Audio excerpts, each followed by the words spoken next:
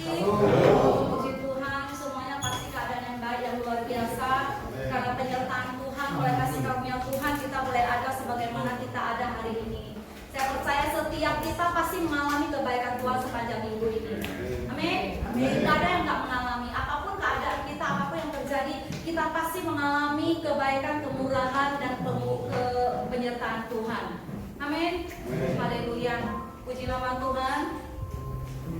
Pada awal bulan 7 ini kita memasuki tema pemulihan. Hari ini saya mengambil satu tema, pemulihan membawa perubahan. Karena sebagai orang percaya, kita mutlak harusnya mengalami pemulihan. Karena setelah kita ada di dalam Kristus, setelah kita ada di dalam Tuhan, pasti kita akan mengalami pemulihan yang sempurna. Karena Dia Tuhan yang kita sembah, Tuhan yang sempurna. Oleh karena kesempurnaannya, Dia akan menyempurnakan kita.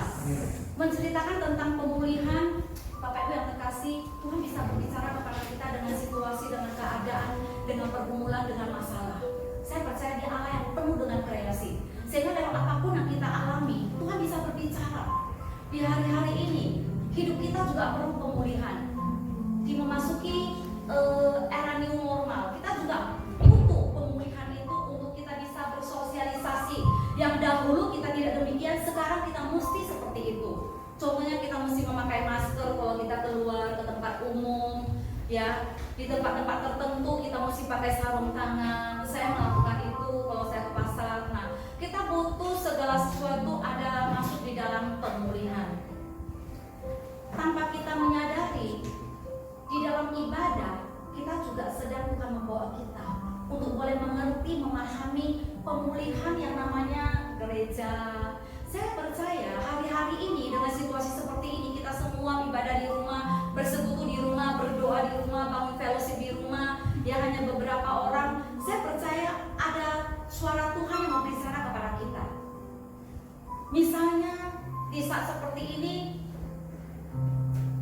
liturgi, di saat seperti ini tata ibadah, di saat seperti ini yang namanya pemahaman atas gedung di dalam gereja, pasti semuanya rusak. Semuanya. Yang biasanya kita mengerti kalau ibadah itu di dalam gereja gedung yang besar, sound system yang miliaran rupiah, itu yang bisa membawa hadirat Tuhan.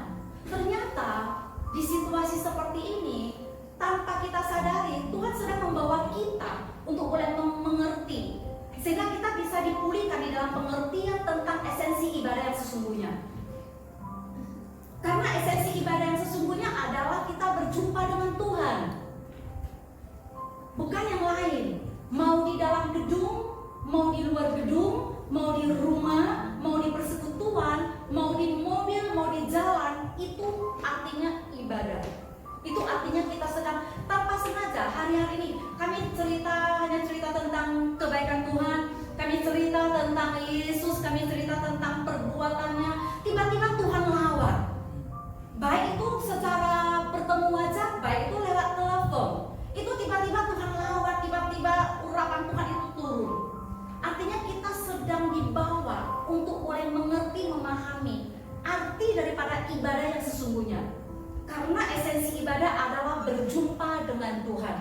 Saya percaya setiap kita yang datang pasti tujuannya satu, ingin mengalami Tuhan, berjumpa dengan Tuhan. Memang dimanapun kita berada kita bisa mengalami Tuhan, kita bisa berjumpa dengan Tuhan. Tetapi firman Tuhan juga mengatakan janganlah engkau menjauhi persekutuan kudus, supaya kita bisa saling memperlengkapi, kita semakin akan dibaharui, kita akan semakin bertumbuh di dalam pengenalan kita akan Kristus. Haleluya. Nah, menceritakan tentang pemulihan, Bapak Ibu yang terkasih, cerita tentang pemulihan, banyak orang yang salah mengerti. Banyak orang salah mengerti. Sebagian banyak orang pemulihan diartikan pulih di dalam fisiknya, pulih di dalam mungkin sakit penyakit, dia mau pulih di dalam kondisi keuangan, pulih di dalam status sosial, pulih di dalam posisi pekerjaan, pulih di dalam mungkin nama besar. Tapi sesungguhnya pemulihan yang terutama daripada yang lain yaitu pemulihan hubungan kita dengan Kristus. Tidak ada yang lain, karena Dia adalah center daripada hidup kita. Ya, ada pujian Jesus be the center of my life. Jesus be the center of my life. From beginning to the end, it has always been you, Jesus, Jesus. From my heart, Jesus be a center. Nah, sedikit itu artinya Yesus adalah pusat daripada kehidupan kita. Waktu kita mengalami pemulihan di dalam Kristus, maka semua yang ada di dalam kehidupan kita itu pasti mengalami pemulihan. Itu yang paling terutama, baik keadaan kesehatan, baik kondisi keuangan, baik hubungan antara keluarga, hubungan antara suami dan istri, hubungan antara orang tua dan anak, hubungan antara mertua dan menantu, pasti akan mengalami pemulihan. Kalau mertuanya yang di dalam Tuhan, dia mengalami pemulihan dalam Tuhan, pasti dia akan memanifestasikan pemulihan itu kepada keluarganya. Kalau kita sebagai anak, sebagai menantu mengalami pemulihan di dalam Kristus yang sebagai center kehidupan kita, pasti kita juga akan memanifestasikan pemulihan kasih Bapa itu ke dalam keluarga kita, baik kepada suami, anak, orang tua maupun kepada lingkungan. Saya percaya, karena pemulihan itu tidak hanya kepada diri kita sendiri. Kenapa? Di dalam firman Tuhan di Wahyu 2 ayat 4, Tuhan bilang, kita boleh buka sama-sama di Wahyu 2. Di Wahyu 2 ayat 4, 3, 2, 1. Namun dengan demikian, aku mencela engkau karena engkau telah meninggalkan kasihmu yang semula. Aku telah mencela engkau karena engkau telah meninggalkan kasihmu yang semula. Bapak Ibu yang terkasih, kita ingat enggak? Saya enggak tahu bagaimana waktu pertama kali kita menerima Yesus, bagaimana pertama kali kita mengalami zaman Tuhan, sehingga kita bisa memberi hidup kita kepada Tuhan. Pasti setiap orang, setiap kita di tempat ini punya cerita yang berbeda. Nah, waktu itu pasti cinta kita, haus dahaga kita begitu menyala-nyala, begitu berkobar-kobar. Mungkin kita datang dengan penuh hati, mungkin kita datang dengan keadaan yang nol, mungkin ada yang datang dengan segala pergumulannya, kesesakannya. Tetapi waktu itu saya percaya haus dahaga Tuhan itu terus ada pada kita. Soalnya nanti jangan ada yang bertanya, saya kan ibadah, kita kan ada pelayanan, bagaimana lagi membangun hubungan pemulihan dalam Tuhan? Gak ada yang salah di dalam kita, benar. Tetapi pemulihan hubungan dalam Tuhan itu adalah pemulihan hati kita dengan hati Bapa. Kita boleh menyatu di dalamnya, karena yang menentukan perjalanan kita bersama dengan Tuhan itu bukan pelayanan, tetapi hubungan. Yang menentukan jalan perjalanan kita bersama dengan Tuhan bukan kegiatan, tetapi hubungan. Wujud daripada kita mengasihi Tuhan, wujud daripada kita cinta akan Tuhan, kita melayani Dia. Apa yang kita bisa lakukan, kita lakukan buat Dia. Tetapi bukan itu yang menentukan perjalanan kita dengan Kristus. Hubungan antara kita dengan Bapa itu yang menentukan bagaimana pemulihan itu terjadi dalam kehidupan kita. Oleh karena itu makanya kita bisa melihat di sini pasti tidak ada orang yang udah lama beribadah kepada Kristus, tetapi kenapa cara pandangnya tidak berubah, cara berpikir menanggapi sesuatu sikap itu tidak ada perubahan. Bahkan di dalam perkataan juga tidak ada perubahan. Di sini tidak ada, pasti semuanya sudah mengalami transformasi. Amin. Ya, pasti karena Roh Tuhan di dalam kita senantiasa akan baharui kita. Tuhan lagi tahu mana dulu yang harus dipulihkan. Jadi yang paling terutama, poin pertama yaitu mengalami pemulihan di dalam Tuhan. Pemulihan kita pribadi. Saya dengan singkat supaya kita bisa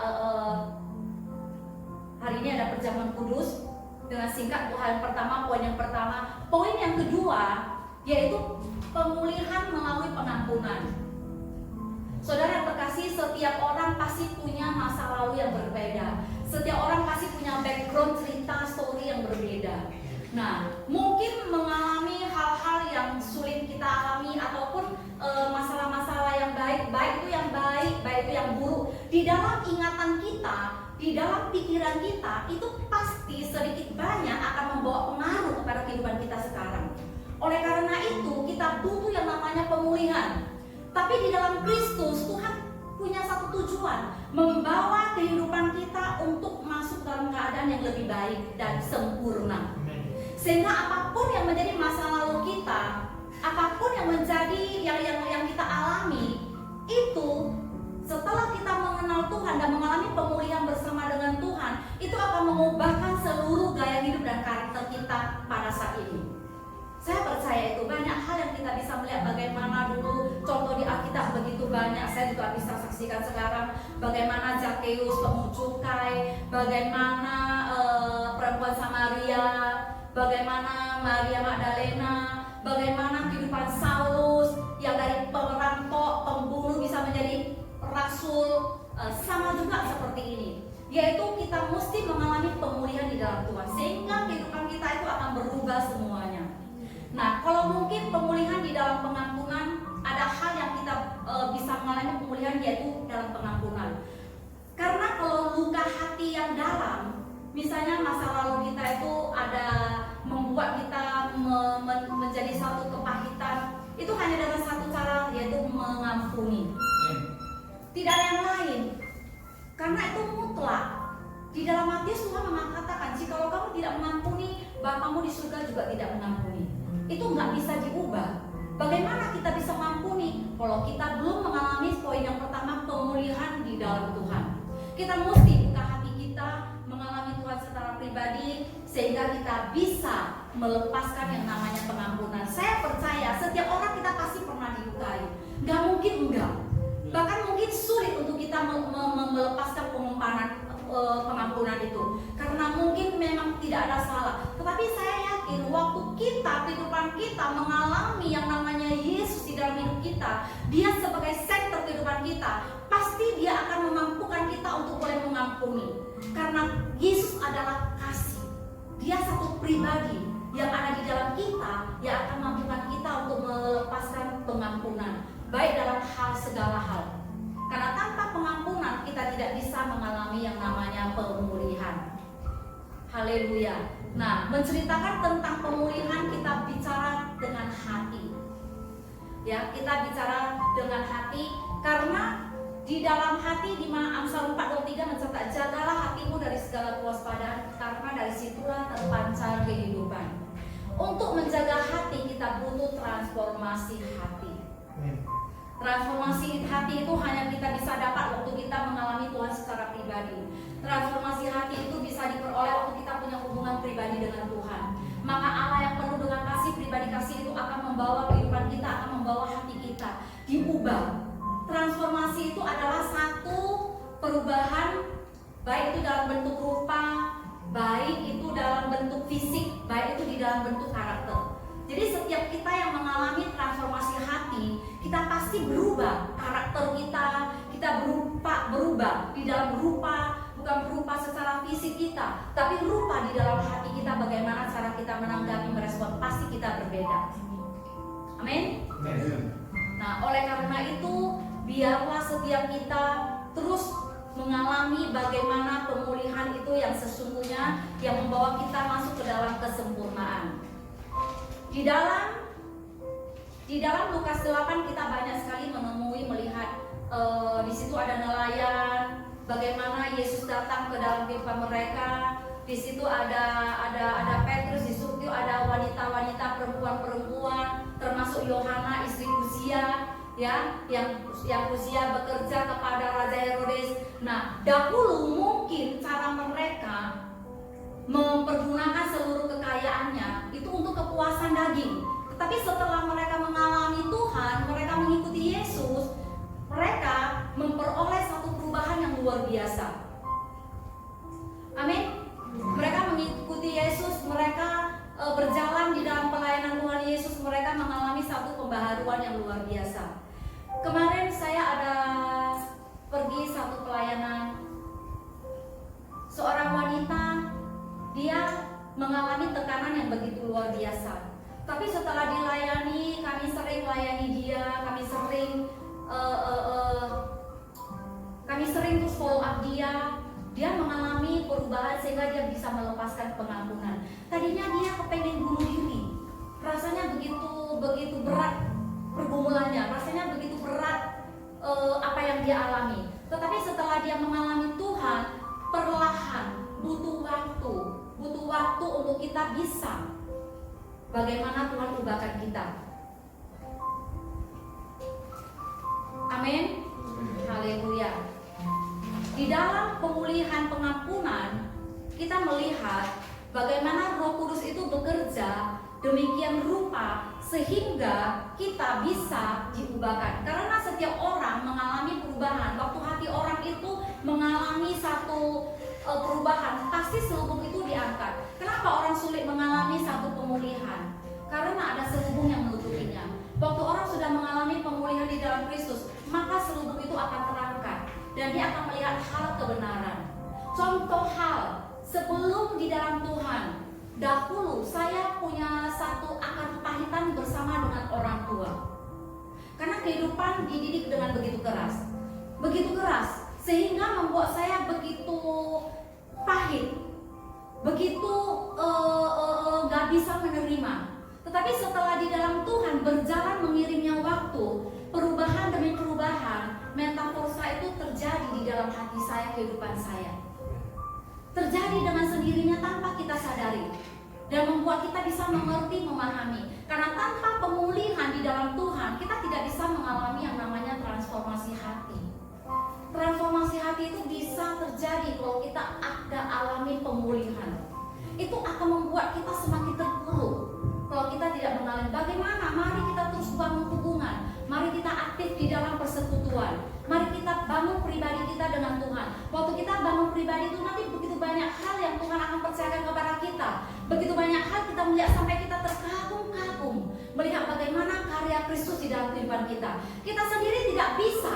Kita sulit kalau kita mau memakai kekuatan kita untuk mulai melepaskan pengampunan. Kita mau memakai kekuatan kita untuk belajar menerima kelemahan orang, belajar menerima mungkin orang-orang di sekitar kita itu akan begitu sulit. Tetapi waktu kita mengalami pemulihan di dalam Tuhan, maka saya percaya itu akan membawa kita semakin berjalan semakin sempurna. Ya, tidak bisa sempurna, tetapi kita berjalan akan semakin sempurna serupa dengan Kristus. Amin. Oleh karena itu kita butuh bagaimana kita bisa lebih lagi membangun hubungan yang intim dengan Tuhan. Ada satu kesaksian bagaimana seorang pria, anak muda yang hidupnya itu dibaharui Tuhan luar biasa. Bapak Ibu yang terkasih, Bapak Ibu pernah mendengar yang namanya seorang Inggris. Dia seorang Inggris, namanya John Newton. Dia seorang Inggris namanya John Newton. Dia lahir dari seorang Kristen, ibu yang begitu intim dengan Tuhan, hidup di dalam satu gereja, mereka aktif di dalam itu orang tuanya. Nah, tetapi setelah umur 6 tahun orang tuanya meninggal, ibunya meninggal, John Newton ini dipelihara oleh ibu tirinya. Nah, setelah umur 11 tahun, dia mengikuti ayahnya yang seorang kapten kapal untuk berlayar ke Mediterania. Saya pernah pergi ke tempat itu. Kemudian bagi Tuhan bukan apa. Jadi ternyata di setiap tempat punya setiap kisah yang memuliakan Tuhan. Setiap tempat, dimanapun, bukan sampai yang di jauh, bahkan di sekeliling kita punya satu tempat yang bisa melahirkan satu kisah inspirasi buat kita semakin mau diubah oleh Tuhan, dipakai oleh Tuhan. Nah, setelah umur 11 tahun dia mengikuti berlayar bersama dengan ayahnya, bapaknya, sampai setelah umur 17 tahun dia berubah kehidupannya, berubah menjadi begitu brutal. Kalau orang mau bilang bejat, mungkin patutlah perkataan itu. Dia menjadi seorang yang menjual beli budak Afrika kepada Inggris. Nah, waktu itu dia berlayar, dia mengadakan perdagangan budak. Nah, di dalam perjalanannya itu dia begitu terkenal. Mungkin perkataannya perkataannya begitu kasar, karakternya, sikapnya. Dia menjual budak laki-laki, perempuan, mungkin di lalu dijualnya. Orang yang begitu bejat, ya, banyak statement mengatakan, tapi oleh karena itu Yesus bisa mengubahkan perubahan di dalam hidupnya, bisa mengubahkan. Satu waktu dia berlayar ke Irland, berlayar ke lautan Afrika, waktu itu dia berlayar, tiba-tiba di tengah perjalanan kapalnya itu terjebak kepada badai yang besar. Orang yang begitu brutal, orang yang begitu luar biasa, dia membuat satu pekerjaan tidak mementingkan dirinya. Ya, yang penting dia bisa mengalami satu keuntungan. Dia tidak memikirkan bagaimana manusia itu diperlakukan. Tapi satu waktu kapalnya itu mengalami satu badai yang besar. Dia terjebak di tengah laut yang begitu luas, yang begitu besar. Badai itu dikatakan setinggi gunung, seperti sudah menelan kapalnya. Waktu itu John Newton, dia merasa dia sudah tamat hidupnya. Dia merasa dia sudah selesai hidupnya. Tiba-tiba timbul satu ketakutan. Dan waktu dia timbul satu ketakutan, dia teringat waktu dahulu ibunya pernah membawa dia bagaimana berdoa kepada Tuhan, bagaimana memuji menyembah Tuhan. Nah, waktu di tengah badai itu dia menjerit, dia memanggil nama Tuhan. Dia bilang, Tuhan, kalau kamu ada, kamu selamatkan aku. Tiba-tiba terjadi satu mujizat. Badai itu menjadi tenang. Tiba-tiba badai itu menjadi tenang. Nah, waktu itu berjalan seiringnya waktu, dia kembali kepada kebenaran Tuhan. Orang-orang akan melihat bagaimana perubahan yang luar biasa. Dia mendedikasikan hidupnya kepada Tuhan, ya. Dia mengalami perubahan yang luar biasa.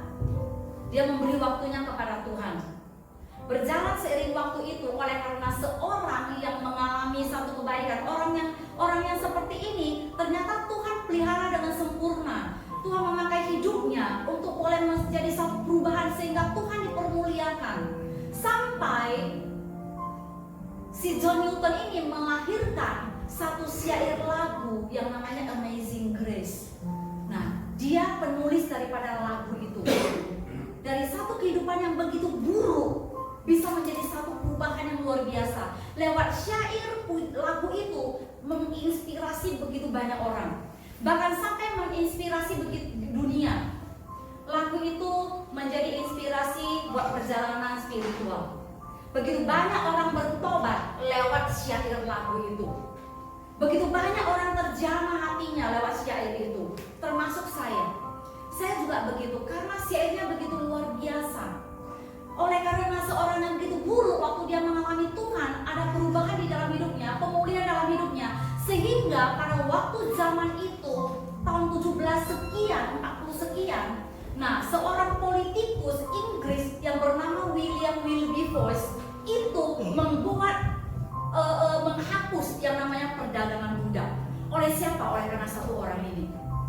Tuhan pakai, Tuhan tangkap. Itu kalau nggak salah ada difilmkan. Saya nggak tahu, suami saya yang senang nonton, saya rasa dia ingat, tapi saya nggak tahu. Tapi saya sepertinya itu ada difilmkan.